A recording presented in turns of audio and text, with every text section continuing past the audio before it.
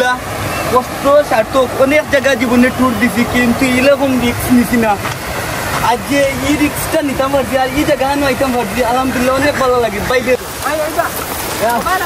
আর আজকের এই পর্বতে আপনারা দেখতে পারবেন আমরা চলে যাব প্রকৃতিকন্যা তুরংচরাতে। এখানে একটা জায়গা আছে এমন যে দুইটা ভিন্ন দিক থেকে পানি আসতে থাকে, সে এক অতুলনীয় দৃশ্য। আর আজকে সেই দৃশ্য দেখার জন্য আমি চলে যাচ্ছি প্রকৃতিকন্যা তুরংচরার মায়াবী হাতছানি দেখতে। সেই সাথে মেঘালয়ের পাহাড়ের দৃশ্য যেন এক অফুরন্ত প্রশান্তি এনে দিবে আপনার মনে। গত পর্বে আমি আপনাদেরকে দেখিয়েছিলাম যে মেঘালয়ের পাহাড়ের গহিনী ছিল এক অসম্ভব রকমের সুন্দর একটি ঝর্ণা। আর এই ঝর্ণাটা ছিল বিএসএফ এর তারকাটা ব্রিজের নিচে, যেখানে যাওয়া পুরোপুরি নিষিদ্ধ ছিল। তো আজকে আমরা এখানকার সৌন্দর্য উপভোগ করে আমরা এখন চলে যাচ্ছি প্রকৃতিকন্যা তুরংচরার দিকে। এখন আছি আমি বিএসএফ এর তারকাটার নিচে। তো এই পাথর দিয়ে আঁকাবাঁকা পথ দিয়ে আমি হেঁটে চলেছি তুরংচরার দিকে।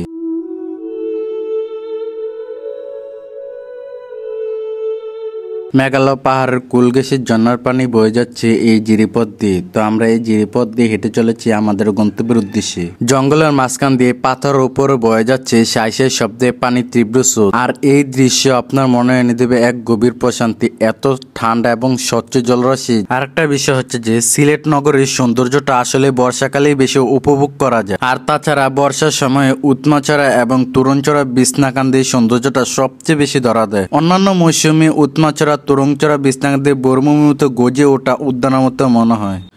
ভারতের সীমান্তবর্তী পাহাড় গেছে আমরা হেঁটে চলেছি আমাদের গন্তব্য প্রকৃতিকন্যা তুরংচরার দিকে। আপনি যখন এই ভারতীয় সীমান্ত দিয়ে হেঁটে যাবেন তখন এক অপরূপ সৌন্দর্য দৃশ্য উপভোগ করতে করতে চলে যেতে পারবেন এই তুরংচরাতে। আর আপনি যখন ভারতের সীমান্ত দিয়ে হেঁটে যাবেন এবং মেঘালয়ের পাহাড়গুলোর দৃশ্য দেখবেন তখন আপনার হাঁটার গতিটা বেশ খানিকটা বেড়ে যাবে। এপার হচ্ছে বাংলাদেশ আর এপারটা হচ্ছে ইন্ডিয়া।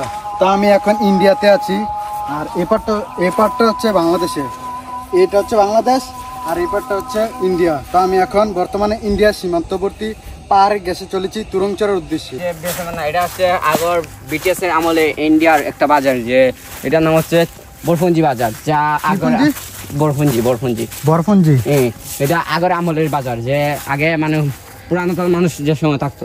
আর এটা হচ্ছে তুরংচরা যাওয়ার পথে আপনারা এই গ্রামটা দেখতে পারবেন। আর এটা হচ্ছে কুলি বস্তি। ফাইনালি গাইস আমরা চলে আসছি প্রকৃতিকন্যা তুরংচরাতে। তো এখন এসে দেখলাম যে তুরংচরাতে বেশ ভালোই পর্যটক রয়েছে। তারই সাথে দেখলাম যে বাংলাদেশে বিজিবি এক সাইডে বসে পাহারা দিচ্ছে। অনেকের কাছে এই জায়গাটা অপরিচিত মনে হতে পারে। ভোলাগঞ্জের অন্যতম একটি মনোমুগ্ধকর জায়গা এই তুরংচরা। আসলে ভোলাগঞ্জের রাস্তা ভালো থাকলে এলাকাটি হয়ে উঠতে পারত অন্যতম ভ্রমণ ডেস্টিনেশন। পাহাড়ের বুক বেয়ে নেমে এসেছে সরু ঝর্ণা, কলকল করছে শীতল স্বচ্ছ জলরাশি, হরেকরঙ্গা পাথর ছড়ানো সর্বত্র, আকাশে কখনো গোলামেঘ, কখনো নীলের ছায়া। এটাই সিলেটের সীমান্তবর্তী কোম্পানিগঞ্জ উপজেলার উত্তর রনিকা ইউনিয়নের তুরংচরা। উপজেলার দয়ার বাজার থেকে চরার বাজারের পরের গ্রাম হচ্ছে এই তুরংচরা। এই গ্রামের নামে পাহাড়ি চড়াটির নাম হয়েছে তুরংচরা। কোম্পানিগঞ্জে আসা পর্যটকরা ঘুরে আসেন নতুন এই স্থানটিতে জলপাথরের সঙ্গে গড়ে তোলেন মিতালি। তো বিজিবি আমাদেরকে সিগন্যাল দেওয়ার কারণে আমরা বাড়ির ভিতর দিয়ে ভারতীয় মেঘালয় পাহাড়ের সীমান্তবর্তী পাহাড় গেছে দিয়ে আমরা চলে যাচ্ছি তুরংচরার ঝর্ণার কাছে। তো আমরা দেখি কতটুকু যেতে পারি। আমরা এই রাস্তা ধরে ভারতের সীমান্ত দিয়ে হেঁটে যাব তুরংচরার ঝর্ণার কাছে। এইখান থেকে পুরো বাংলার কাশ্মীর মনে হচ্ছে। কি অপরূপ দৃশ্য, আল্লাহর সৃষ্টি কতটা সুন্দর, আপনি এই তুরংচরাতে না আসলে বুঝতে পারবেন না। আর আমার সামনে যে পাহাড়টা দেখতে পাচ্ছেন এটা হচ্ছে ইন্ডিয়ার মেঘালয়ের পাহাড়টা। তো এই পাহাড় গেছে আমি চলে যাচ্ছি তুরংচরা ঝর্ণার কাছে। উঁচু উঁচু পাহাড়ের মাঝে সবুজের আস্তর। আর এই পুরো এলাকাটা সবুজে মোড়ানো একটি গ্রাম। ভারত এবং সিলেট সীমান্তবর্তী এলাকাগুলো যে কতটা সুন্দর, আপনি এই উৎমাছড়া বিছনাকান্দি তুরংচরা এই এলাকাগুলোতে না আসলে আপনি বুঝতে পারবেন না যে সীমান্তবর্তী এলাকাগুলো কতটা সুন্দর হয়ে থাকে। আমরা এখন ইন্ডিয়ার মধ্যে আছি। তো আমি এখন যে পাশ দিয়ে হেঁটে যাচ্ছি এটা হচ্ছে ইন্ডিয়া। তো অনেক রিস্ক নিয়ে আমরা তুরংচরার খুব কাছে আমরা যাওয়ার চেষ্টা করতেছি। ইন্ডিয়ার মেঘালয়ের পাহাড় গেছে আমরা হেঁটে চলেছি তুরংচরা ঝর্ণার কাছে। দেখি আমরা তুরংচরা ঝর্ণার কাছে যেতে পারি কিনা। তো এখানে বাংলাদেশে বিজিবি সিগন্যাল দিয়েছে যাতে তুরংচরা থেকে আমরা উঠে যাই।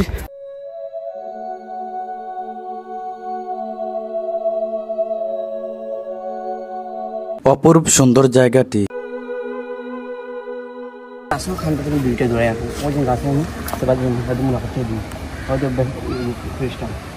আপনারা যখন এই তুরংচড়াতে আসবেন এইখানটাতে কিন্তু দুইটা জিরিপথ রয়েছে, একটা হচ্ছে বাংলাদেশ সীমান্তে পড়েছে আর একটা হচ্ছে ইন্ডিয়া সীমান্তে পড়েছে। এখন আমি যে জিরিপথ দিয়ে হেঁটে যাচ্ছি এটা হচ্ছে ইন্ডিয়া সীমান্তেতে পড়েছে। এইখান দিয়ে যাওয়া একদমই নিষিদ্ধ। মূলত বাংলাদেশের কোনো মানুষ এই জিরিপথ দিয়ে হেঁটে যেতে পারবে না, কারণ হচ্ছে এটা পুরোটা ইন্ডিয়া সীমান্তে পড়েছে। আর এটা হচ্ছে বাংলাদেশের সীমান্তে জিরিপথ। পর্যটকরা ঠিক এই জায়গাটি পর্যন্তই থাকতে পারে, সামনে যেতে পারে না, কারণ সামনে যাওয়া পুরোপুরি নিষিদ্ধ। যার কারণে বিজিবি এখানে সর্বক্ষণ পাহারা দিয়ে থাকে। এখন যদি এই রিক্সটা নিতাম না, ওই যে বর্তমান ভিউটা দেখলাম, এই ভিউটা কিন্তু আমরা পাইলাম নি। আমরা লোকে 20 থেকে 50 গো মানুষ হয়েছে, তারা এখনো বাংলাদেশ সাইডও যেগুলো আমরা এলাকার মতন দেখতে। আর এই যে ভিউটা, এই রিক্সটা না নিলে এই ভিউটা দেখা গেল না। তো কষ্টটা সার্থক, এই ভিউটা আমরা নিতাম পারছি।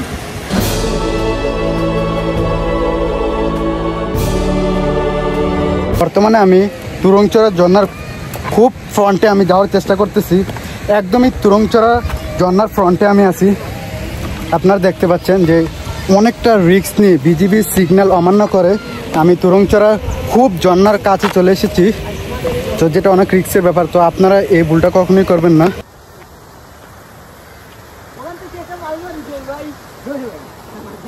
প্রকৃতির সুইমিং পুল, যেখানে আপনি অনবরত সুইমিং করার সুযোগ। কষ্টের ফল সার্থক।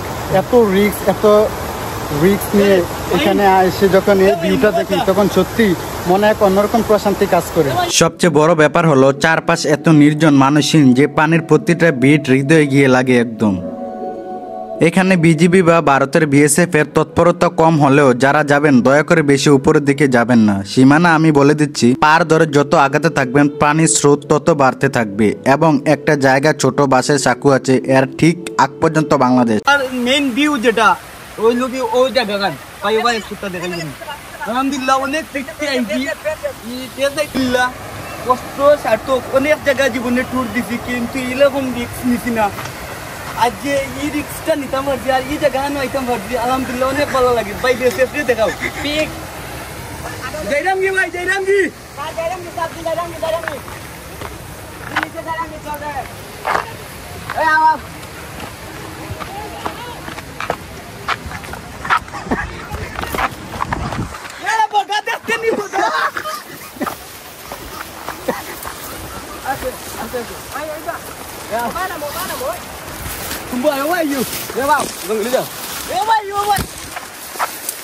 তো হঠাৎ আমাদেরকে বিএসএফ দৌড়ানি দেয়, যার কারণে আমরা জঙ্গলের ভিতর দিয়ে দৌড়ে পালাচ্ছি। তো আপনারা জীবন এই ভুলটা কখনোই করবেন না, যে রিস্ক নিয়ে এত জনার কাছে যাওয়ার কখনোই চেষ্টা করবেন না। তো আমি যে ভুলটা করছি আশা করবো আপনারা কখনো এই ভুলটা করবেন না। দেখা হবে পরবর্তী ভিডিওতে। আল্লাহ হাফেজ, ভালো থাকবেন।